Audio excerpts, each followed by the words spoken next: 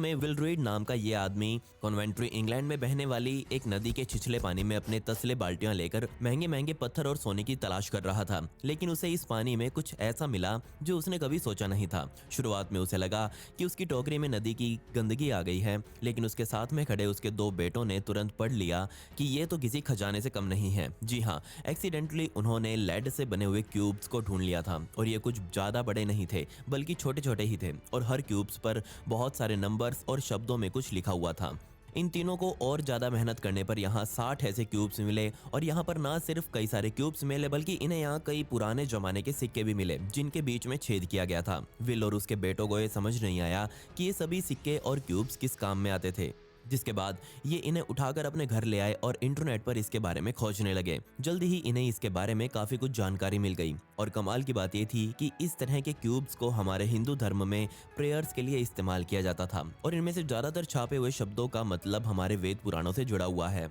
जब भारतीय वैज्ञानिकों से इसका जवाब मांगा गया तो उन्होंने कहा कि इन्हें जरूर किसी साधु संत द्वारा भगवान शिव की प्रार्थना के लिए किसी भारतीय नदी में ही फेंका गया होगा। लेकिन अब यहाँ पर सबसे बड़ा सवाल ये था कि एक साथ इतने सारे पत्थर किसने कब और कहाँ फेंके और ये कहाँ से कहाँ तैरते हुए या फिर बहते हुए इंग्लैंड की एक नदी तक जा पहुंचे। और तीसरा सबसे बड़ा सवाल ये था कि ये पत्थर कितने लंबे समय से इस तरह से यहाँ पड़े हुए हैं।